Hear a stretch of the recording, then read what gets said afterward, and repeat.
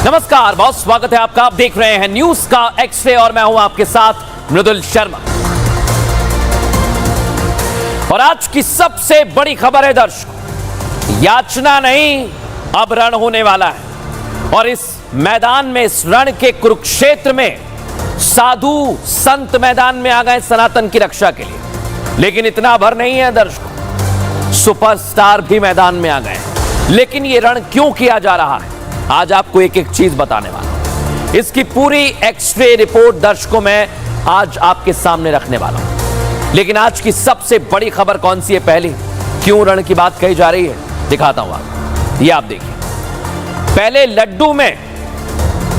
लड्डू में धर्म भ्रष्ट करने वाली चीजें मिलाने की खबर आई, लेकिन अब पंचामृत में भी ऐसी ही साजिश की आशंका जताई जा रही है दर्शकों। और ये कोई आम नहीं जता रहा है, किसने क्या कहा है, एक एक चीज आपको बताने वाला हूं। लेकिन सोचिए दर्शकों, सनातन को लेकर एक एक करके जिस तरह के कृत्य किए जा रहे हैं उस सवालों में, और अब तिरुपति मंदिर के प्रसादम में चर्बी मिलने का मामला शांत भी नहीं हुआ। पूरे मामले को लेकर साधु संतों में नाराजगी है, भक्त आक्रोशित हैं, लेकिन प्रसाद को लेकर अब नया फसाद खड़ा हो गया। अभी तक सिर्फ प्रसाद में चर्बी होने का खुलासा हुआ, लेकिन अब तमिलनाडु के प्रसिद्ध पलानी मंदिर को लेकर प्रोड्यूसर्स ने सनसनीखेज खुलासा कर दिया है। एक यूट्यूब चैनल से बात करते हुए जाने माने प्रोड्यूसर मोहन जी ने बताया कि पलानी मंदिर में पंचामृत में पुरुषों को नपुंसक बनाने वाली दवाई मिलाई गई थी। सोचिए जरा, मोहन जी तिरुपति मंदिर के प्रशासन के चर्बी मिलाने को लेकर बात कर रहे थे। इसी दौरान उन्होंने तमिलनाडु के मंदिर को लेकर यह बात कही है दर्शकों। सोचिए जरा, इस बात के सामने आने की तस्वीर जब सामने आई तो बहुत सारे सवाल खड़े हो रहे हैं। लेकिन दर्शकों, आज मैं आपको एक और चीज बताने वाला हूं। क्या मोहन जी कह रहे हैं, किस तरह की बातें कह रहे हैं, वो जान लीजिए। पॉपुलर तमिल डायरेक्टर दावा कर रहे हैं, मोहन जी ने दावा कर दिया है, पलानी मंदिर में पंचामृत में नपुंसकता की दवा मिलाई गई है, प्रसाद में नपुंसकता की दवा मिलाई गई थी। ये उन्होंने एक यूट्यूब चैनल को दिए इंटरव्यू में दावा किया। तिरुपति प्रसादम को लेकर वो बात कर रहे थे, और जैसे ही उनका बयान वायरल हुआ है, उन्हें गिरफ्तार कर लिया गया है दर्शकों, गिरफ्तार कर लिया गया है। सोचिए जरा, यानी सनातन पर अगर कोई चोट कर रहा है और उसकी आवाज उठाई जा रही है, इतना बड़ा खुलासा किया गया है, या यूं कहें कि आरोप लगाया है कि हिंदुओं के खिलाफ यह बहुत बड़ा अटैक है दर्शकों। ये उनका जब इंटरव्यू सामने आया तो देखिए क्या हुआ। तमिलनाडु की स्टालिन सरकार ने, पुलिस ने उन्हें गिरफ्तार कर लिया। ये वही एमके स्टालिन है जिनके बेटे ने सनातन धर्म को लेकर विवादित बयान दिया। तब इनकी पुलिस कोई कार्रवाई नहीं करती है, लेकिन जब सवाल उठाए गए, प्रोड्यूसर ने प्रसाद पर सवाल उठाया, पंचामृत पर, तो उन्हें गिरफ्तार कर लिया गया। और यही बड़ी बात है दर्शकों, क्योंकि आज हम कह रहे हैं कि रण की बात की जा रही है। लेकिन जब सनातन की बात आती है तो साउथ के एक और सबसे बड़े सुपरस्टार हैं जो आवाज उठाते रहते हैं। और आवाज उठाने वाले कौन है, ये देखिए। साउथ के राम फिल्मों में आप जानते होंगे पवन कल्याण, और दूसरी तरफ है प्रकाश राज। यही सबसे बड़ी तस्वीर मैं आपको बता रहा हूं दर्शकों। यानी साउथ में पवन कल्याण ने जो सनातन के खिलाफ आवाज उठा रहा है, उनके खिलाफ अब मोर्चा खोल दिया है। यानी जिस तरह से अभी तक हम तस्वीरें देख रहे हैं सनातन को चोट पहुंचाने वाली, उसके सामने पवन कल्याण खड़े हो गए। अभी मैंने आपको बताया पलानी मंदिर को लेकर खुलासा हुआ, वो जांच का विषय है। लेकिन तिरुपति मंदिर में प्रसादम में चर्बी मिलने का जैसे ही मामला सामने आया, घमासान शुरू हो गया और साउथ के सुपरस्टार्स तक ये पहुंच गया है। साउथ के सुपरस्टार पवन कल्याण, जो आंध्र प्रदेश के डेप्यूटी सीएम हैं, लड्डू में चर्बी मिलने के बाद पवन कल्याण 11 दिन का प्रायश्चित कर रहे हैं दर्शकों। और उनके सनातन धर्म रक्षण बोर्ड बनाने की मांग के बाद अब संग्राम शुरू हो गया है। पवन कल्याण, प्रकाश राज, दोनों के बीच में अब धर्म युद्ध शुरू हो गया है दर्शकों। लेकिन सोचिए, एक सुपरस्टार जो सनातन के लिए खड़े हुए हैं तो दूसरे सुपरस्टार उन्हें रोक रहे हैं। ये जंग शुरू हो गई है, देखिए इस रिपोर्ट में।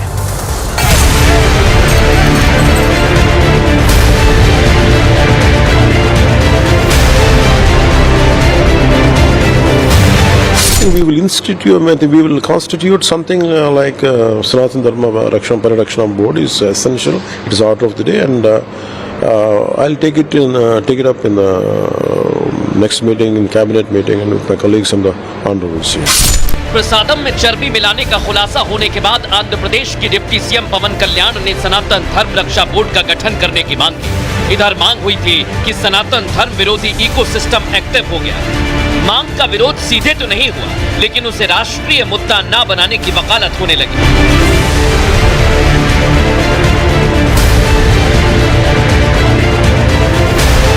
मुद्दा राष्ट्रीय स्तर पर ना उछालने की बात साउथ के सुपरस्टार में शुमार प्रकाश राज ने की। जिस मंदिर में दुनिया के सनातनियों की आस्था है, जिस मंदिर में दूर दूर से पूरी आस्था के साथ माथा टेकने के लिए हिंदू आते हैं, क्या वो राष्ट्रीय मुद्दा नहीं है? मिलावट के बाद लाखों भक्तों की आस्था को ठेस पहुंची है, क्या वो सिर्फ एक राज्य तक सीमित है? अब ये मुद्दा सियासी होने के साथ साउथ के दो सुपरस्टार्स के बीच जुबानी जंग में बदल गया, जो कहां जाकर थमेगा किसी को नहीं पता। क्या फिल्म की तरह शुरू हुई ये जुबानी जंग का पार्ट 2 भी शुरू होगा? सोच लीजिए दर्शकों, ये जंग अब आगे बढ़ गई है, लेकिन कैसे ये जंग चल रही है अब आपको वो समझाता हूं और बताता हूं। पवन कल्याण कहते हैं तिरुपति मंदिर के प्रसाद में मिलावट से दुखी हूं। इतना ही नहीं, सनातन धर्म रक्षा बोर्ड बनाने का वक्त आ गया है। सनातनियों के एक होकर धर्म की रक्षा का वक्त भी करीब आ गया है। प्रकाश राज आ जाते मैदान में, कहते हैं प्रिय पवन जी, पहले दोषी का पता करके सजा दें। आप डिप्टी सीएम हैं, कृपया इनकी जांच करें।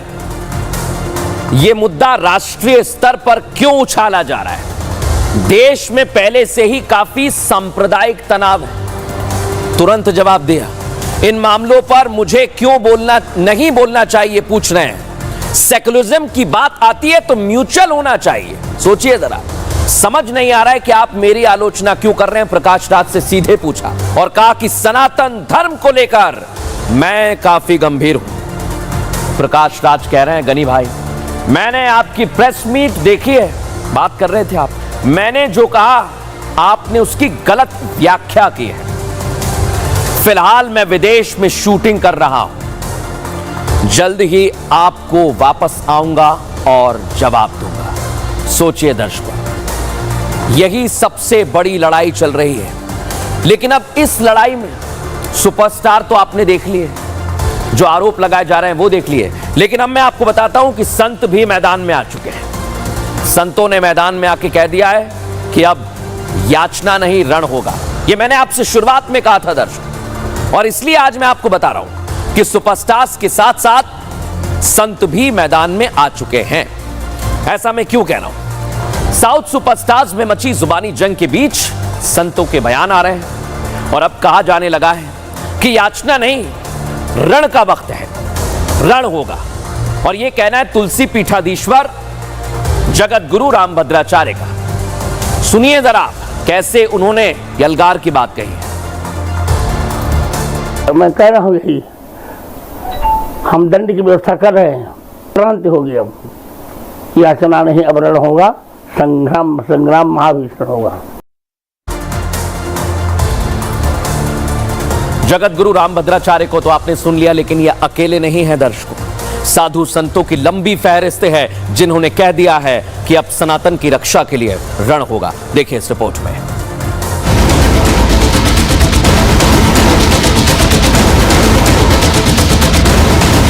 याचना नहीं, अब रण होगा, संग्राम महाभीषण होगा। हिंदुओं के मंदिर हिंदू बोर्ड के अधीन कर देना चाहिए। केवल मुरली से काम नहीं चलेगा, सुरक्षा के लिए सुदर्शन भी आवश्यक है।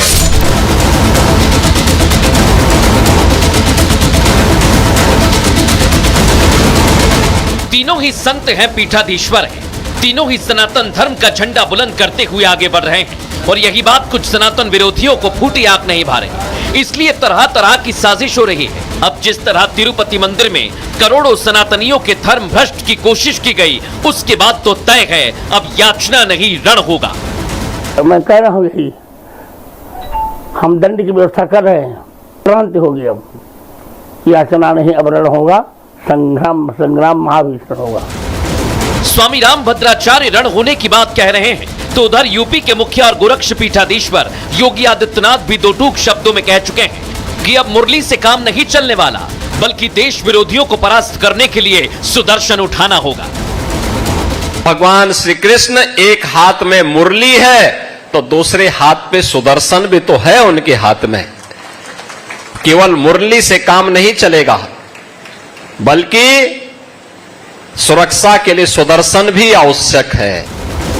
इधर बागेश्वर धाम के पीठाधीश्वर पंडित धीरेन्द्र शास्त्री भी विरोधियों की ठटरी बांध रहे हैं, मंदिर में हो रही साजिशों के खिलाफ पर्चा बना रहे हैं और अपील कर रहे हैं कि हिंदू मंदिर हिंदू बोर्ड को मिले। हम तो सरकार से भी कहेंगे शीघ्र अति शीघ्र अब सरकार को हिंदुओं के मंदिर हिंदू बोर्ड के अधीन कर देना चाहिए। सनातन प्रेमियों और सनातन विरोधियों के बीच धर्म युद्ध को लेकर रणभेरी बच चुकी है। इंतजार है तो बस उन विरोधियों को परास्त करने का जो सनातन और हिंदुओं को मिटाने का सपना देख रहे हैं। ये सपना कई लोग देख रहे हैं दर्शकों, लेकिन अब मैं आपको बताऊंगा उत्तर प्रदेश में कैसे योगी आदित्यनाथ का प्रशासन काम कर रहा है, उत्तर प्रदेश का प्रशासन काम कर रहा है, तो असदुद्दीन ओवैसी खौफ में आ गए।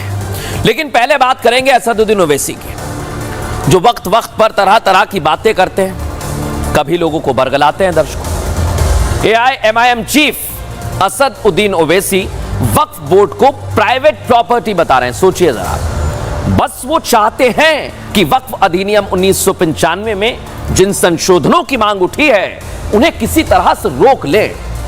वो इन संशोधन को गलत बता रहे हैं, गलत ठहरा रहे हैं। इन्हें गलत ठहराते ठहराते अब वो प्रशासन को शासन बताने लगे। सोचिए जरा, वो कह रहे हैं कि प्रशासन और शासन दोनों एक चीज है। आप ही बताइए, कह रहे हैं कि दोनों में कोई अंतर नहीं है। ओवैसी किसी भी हद तक जाने के लिए तैयार हैं। दर्शकों, मुंबई में बैठे बैठे भड़काऊ बयान दे रहे हैं, लाखों भाईजान अपने समर्थन में इकट्ठा कर रहे हैं और वहां पर प्रेस कॉन्फ्रेंस कर रहे हैं, वहां पर प्रशासन को शासन बता रहे हैं। पहले आपको सुनवाता हूं क्या कह रहे हैं असदुद्दीन ओवैसी। कोई भी वक्फ प्रॉपर्टी जो गवर्नमेंट के कब्जे में है उसका फैसला कलेक्टर करेगा। अब आप मेरे को बताइए, कलेक्टर खुद गवर्नमेंट का होता है, एग्जीक्यूटिव का, क्या कलेक्टर अपने मामले में जज बन सकता है क्या? ये तो प्रिंसिपल्स ऑफ नेचुरल जस्टिस के खिलाफ है। भाई आप में मेरा झगड़ा होगा तो आप जज कैसे बनेंगे? तो कलेक्टर को इख्तियार दे रहे हैं कि कलेक्टर तय करेगा। बात भविष्य की कर रहे हैं दर्शकों असदुद्दीन ओवैसी, लेकिन मैं आपको समझा रहा हूं कि ध्यान देने वाली बात है क्या। आज असदुद्दीन ओवैसी ने यह बात क्यों कही, समझिए जरा इसे। आज असदुद्दीन ओवैसी किस मकसद से सबके सामने आए हैं, मैं इसकी पूरी एक्स्ट्रा रिपोर्ट आपके सामने रख रहा हूं, क्योंकि आज उत्तर प्रदेश के मुख्यमंत्री योगी आदित्यनाथ को वो सफाई देने आए थे। वो योगी आदित्यनाथ से कार्रवाई से डर गए। उनका एक कबूलनामा उनके खौफ की वजह बन गया है दर्शकों। वो कबूलनामा जिसमें उन्होंने उत्तर प्रदेश में वक्फ की कब्जाई संपत्तियों का जिक्र किया था। और असदुद्दीन ओवैसी जानते हैं कि योगी आदित्यनाथ जो ठानते हैं वो करते भी हैं। उनके प्रदेश में ना अपराधी की कोई जगह है और ना अपराध की, वो सबका हिसाब करते हैं। और इसलिए मैं आपको पहले कबूलनामे पर पूरी रिपोर्ट दिखाने वाला हूं जो ओवैसी के लिए सिरदर्द बन गई है। दर्शकों सुनिए जरा।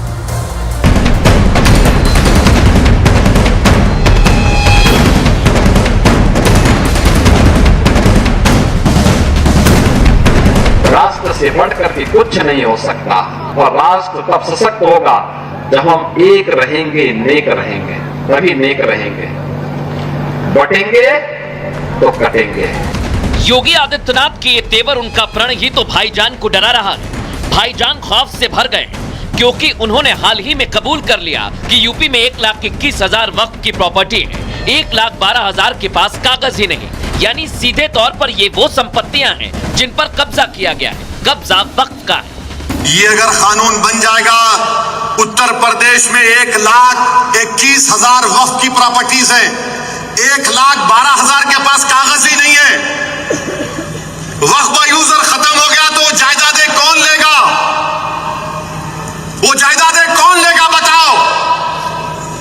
तुम्हारे पास लीगल उसके ऊपर इख्तियारी नहीं होगा, कोई भी घुस जाएगा। असदुद्दीन ओवैसी ने अपने बयान से बता दिया कि कब्जा अवैध है, जबरन किया गया है।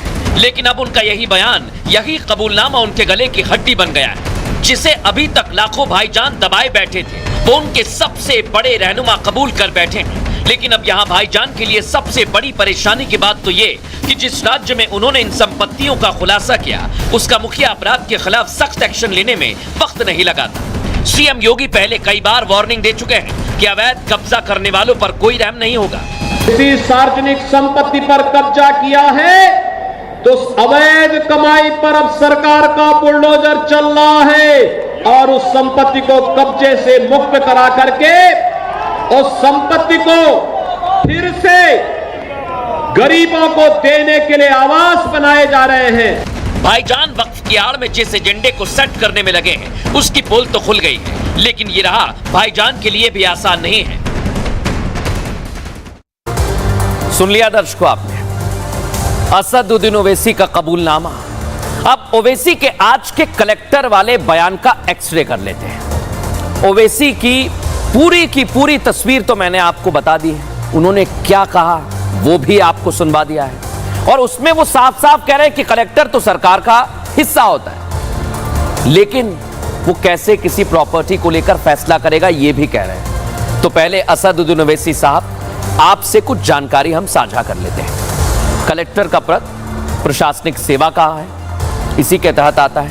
सरकार जरूर बदल जाती है, लेकिन ओवैसी साहब कलेक्टर अपने पद पर अपने विवेक के आधार पर होते हैं, अपने एक्शन के लिए होते हैं। तो आपसे हमारा सवाल यही है कि आप कलेक्टर को सरकार का हिस्सा क्यों बता रहे हैं? क्यों वो कलेक्टर सरकार बन जाता है आपके लिए? इसका भी कारण है दर्शकों। अगर वो कुछ बोल रहे हैं तो उसके पीछे बहुत बड़ा मकसद छिपा होता है, और उनका ये बयान एक बड़े कारण की वजह है। ये तस्वीर जो मैं आपको दिखा रहा हूं असदुद्दीन ओवैसी की, वो कौशाम्बी में कलेक्टर के आदेश पर बिफर गए, परेशान हो गए। वक्फ बोर्ड की कई करोड़ों की जमीन दर्शकों, कई बीघे जमीन जब्त कर ली है। और यही एक्शन, यही कार्रवाई ओवैसी के इस बयान के पीछे की वजह है। भाईजान खतरा भाप गए कि कभी भी उत्तर प्रदेश में दूसरी कब्जाई जमीनों पर भी कार्रवाई हो सकती है। लेकिन सोचिए दर्शकों कि आखिर उत्तर प्रदेश में क्या चल रहा है। असदुद्दीन ओवैसी खुद बोल रहे हैं कि कागज नहीं है, तो फिर एक्शन तो लिया जाएगा दर्शकों। अब मैं आपको ये बताता हूं कि एक्शन क्या लिया गया है। कौशाम्बी में कलेक्टर के आदेश पर दर्शकों कार्रवाई की गई है, समझिए जरा इसे। वक्फ बोर्ड की 96 बीघा जमीन जब्त की गई है। 96 बीघा जमीन पर वक्फ बोर्ड ने कब्जा किया था। ये 25 लाख स्क्वायर फीट से ज्यादा है। जमीन का 1950 से कोर्ट में केस भी चल रहा था दर्शकों। एसडीएम न्यायिक की कोर्ट ने फैसला किया है। बड़ी बात क्या है इसमें? जमीन को जल्द कब्जा मुक्त कराया जाएगा। ये कौन कह रहे हैं? डीएम कह रहे हैं, इसलिए असदुद्दीन ओवैसी डर गए। वापस ली गई जमीन सरकारी खाते में अब दर्ज की जाएगी। ये ऐसे वहां पर कब्जा चल रहा था। 3 और गांव की जमीन पर भी जांच की जा रही है, जिस पर वक्फ दावा ठोकता है। त्रिलोकपुर, गोरियों और नारायणपुर में वक्फ की जमीन है दर्शकों।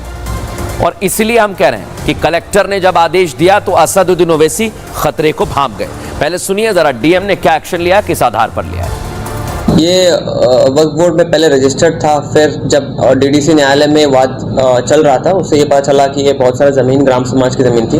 डीडीसी न्यायालय से ये परीक्षण किया गया कागजों का, उसके क्रम में न्यायालय से आदेश भी हुआ कि ये ग्राम समाज की ज़मीन है, तो इसलिए 96 बीघा की ज़मीन है जिसको वापस ग्राम समाज की ज़मीन में दर्ज किया गया, जो पहले वक्फ बोर्ड के इसमें दर्ज था। सुन लिया दर्शकों, वक्फ बोर्ड की पोल एक जगह से नहीं, देश के कोने कोने से एक एक करके खुलती जा रही है। उत्तर प्रदेश की तस्वीर आपने देख ली, अब आपको लेकर चलता हूं दिल्ली। वक्फ की कब्जाधारी नीति का खुलासा यहां भी हो गया है दर्शकों। दिल्ली हाई कोर्ट ने सदर बाजार इलाके में मौजूद शाही ईदगाह के पास की 13,000 वर्ग मीटर जमीन, सुनिए 13,000 वर्ग मीटर जमीन को दिल्ली विकास प्राधिकरण यानी डीडीए की संपत्ति घोषित कर दिया है और वक्फ बोर्ड के दावे को खारिज कर दिया है। अब इस जमीन पर रानी लक्ष्मीबाई की प्रतिमा लगाने के लिए खुदाई भी शुरू कर दी गई है। क्या इसलिए असदुद्दीन ओवैसी डर रहे हैं दर्शकों? क्योंकि उत्तर प्रदेश में एक्शन हुआ, दिल्ली में एक्शन हुआ, इसके पहले कई राज्यों में भी एक्शन चल रहा है, लेकिन दिल्ली में वक्फ बोर्ड की पोल खुल गई है। क्यों कह रहा हूं? दिल्ली में डीडीए की जमीन पर वक्फ बोर्ड ने दावा किया दर्शकों, 13,000 वर्ग मीटर के पार्क पर दावा किया। दिल्ली हाई कोर्ट ने अब इसे खारिज कर दिया है। डीडीए की जमीन पर अब रानी लक्ष्मीबाई की प्रतिमा लगाने जा रही है। डीडीए के अफसरों ने प्रतिमा लगाने के लिए खुदाई भी शुरू कर दी है दर्शकों। फैसला आने के बाद डीडीए और एमसीडी के अधिकारी वहां पर पहुंच गए हैं। सुरक्षा के मद्देनजर ईदगाह परिसर के चारों ओर बैरिकेडिंग की गई।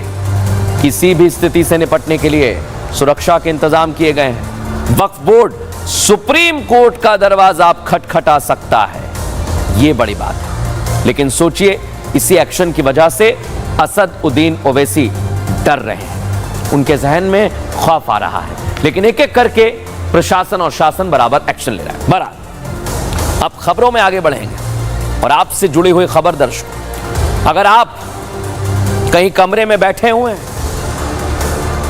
आप अपने बेडरूम में हैं, वॉशरूम में हैं, तो सावधान हो जाइए। अगर आप किराए के घर में रहते हैं तो आपका मकान मालिक या कोई और आप पर पूरी तरह इसी तरह से नजर रख रहा है।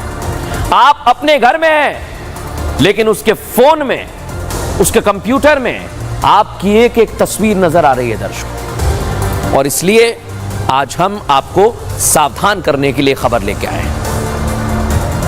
अगर आप कहीं पर हो, घर, रास्ते में, मेट्रो में, अपनी गाड़ी में, आप पर हर समय किसी ना किसी की नजर हो सकती है। लेकिन जब आप अकेले रह रहे होते हैं तब भी, मैं कह रहा हूं तब भी आपको कोई देख रहा है।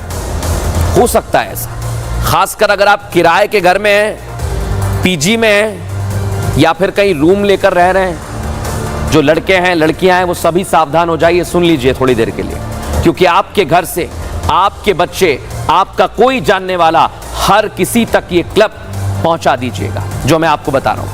ये क्लिप सभी के पास जानी चाहिए, क्योंकि वो तो अपनों से दूर हैं लेकिन कोई इसका फायदा उठा सकता है। ये और कोई नहीं, दिल्ली में यूपीएससी एस्पिरेंट, सोच लीजिए आप, यूपीएससी एस्पिरेंट्स के लिए उसी का मकान मालिक स्पाई कर रहा था।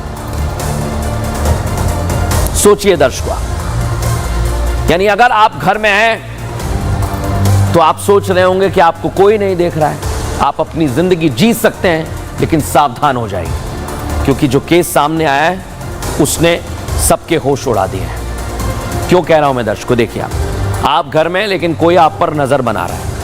दिल्ली में रहकर यूपीएससी की तैयारी एक युवती कर रही थी और युवती के बेडरूम में और वॉशरूम में जासूसी कैमरा लगा हुआ था दर्शकों। कुल 4 स्पाई कैमरे युवती के घर में पुलिस ने बरामद कर लिए हैं। 3 कैमरे मास्टर बेडरूम में लगे हुए थे, एक बाथरूम में लगा हुआ था। सोचिए आप, लड़की शकरपुर में किराएदार के तौर पर रह रही थी, उसका घर नहीं था। मकान मालिक के बेटे पर स्पाई करने का, यानी नजर रखने का, कैमरे लगाने का आरोप लगा है। युवती के मोबाइल को भी आरोपी ने हैक कर लिया। सोचिए जरा, युवती का व्हाट्सएप अपने लैपटॉप पर खोलता था आरोपी। लड़की को शक हुआ तो वो घबरा जाती है, समझ नहीं आया क्या करें, उसे कैमरे का पता लगता है। दर्शकों, पुलिस ने आरोपी को गिरफ्तार जरूर कर लिया है। आरोपी के घर से 4 स्पाई कैमरे बरामद किए गए हैं। लेकिन इतनी भर बात नहीं है दर्शकों, पीड़ित लड़की कितनी परेशान है, सोचिए जरा आप उसकी क्या स्थिति होगी। हमने उससे बात की है, सुनवाते हैं आपको। मैं 3 महीने पहले घर गई थी, तो मैं इन्हें की दे के गई थी। मैं 3 महीने से फिर घर ही नहीं गई, क्योंकि नेक्स्ट मंथ एग्जाम है, तो उसे ये कैमराज उतारने का या चिप निकालने का होल्डर में से टाइम ही नहीं मिला, तो उसे ये मौका नहीं मिल पाया। उससे पहले मैंने चेक कर लिया, फिर मैंने पुलिस में कंप्लेंट कर दी। मैंने जो वॉशरूम से कैमरा मिला था वो मैंने जो है शॉप पे चेक कराया था, तो मैंने वो वीडियो अपने रिलेटिव्स को भेजी थी, तो वो वीडियो डिलीट हो गई। तो मुझे उन्होंने पूछा क्यों डिलीट कर दी, मैंने कहा मैंने नहीं की। मैंने लिंक डिवाइस चेक किया तो फिर पता चला कि वो मेरा मोबाइल भी हैक कर रखा है, व्हाट्सएप। सोचिए दर्शकों, आपका फोन, आपका बेडरूम, आप वॉशरूम तक में भी सेफ नहीं है। और अब मैं आपको जो तस्वीर दिखाने वाला हूं दर्शकों, यही है वो घर जहां पीड़ित किराए पर रह रही थी, अपना भविष्य संवारने की तैयारी कर रही थी, लेकिन उस पर मकान मालिक का बेटा गलत नजरें गड़ाए हुआ था। सोचिए जरा, ये सभी को देखना चाहिए। अगर आप किराए के घर में रह रहे हैं, आपका मकान मालिक आपके घर में आता है और अगर कुछ भी कहता है, कुछ काम कराना चाहता है, तो अपनी नजरों के सामने कराइए, नहीं तो गलत हो सकता है। देखिए, हमारे सहयोगी अकील वहीं पर पहुंचे, उन्होंने रिपोर्ट तैयार की है। इस इलाके में देखें तो बहुत सारे जो हैं यहाँ पर पीजी रन होते हैं। इस जगह एक स्टूडेंट जो कि प्रिपरेशन कर रही थी और एंट्रेंस एग्जामिनेशन की, कॉम्पिटिटिव एंट्रेंस एग्जामिनेशन की, उसके घर के अंदर से पुलिस को जो है वो एक सीसीटीवी फुटेज अगर देखा जाए तो बाद में मिलता है। उससे पहले उन्हें ये सूचना प्राप्त होती है कि स्पाई कैम जो है उसके घर में 2-2 इंस्टॉल किए गए हैं। देख लिया दर्शकों आपने, यानी एक महिला यूपीएससी की तैयारी करने आई, छुपके से उसके घर में घुसकर कैमरा लगा दिया। इसलिए दर्शकों मैं कह रहा हूं कि आप सावधान हो जाइए। जो भी लोग जो अपने परिचितों की सुरक्षा चाहते हैं, वो उन्हें बताएं कि अगर आप किराए के घर में रह रहे हैं, कहीं पीजी में रह रहे हैं, और जो अकेली लड़कियां हैं, लड़के हैं, वो भी सावधान हो जाइए, क्योंकि ऐसे ही कोई कैमरा लगाएगा, तस्वीर खींचेगा, वायरल करेगा, ब्लैकमेल करेगा। इसलिए दर्शकों मैं कह रहा हूं कि आपको सावधान रहना बहुत जरूरी है। फिलहाल न्यूज का एक्स्ट्रा में इतना ही। कल फिर हाजिर होंगे रोचक, जानकारी भरी और आपको सावधान करने वाली खबरों के साथ। नमस्कार।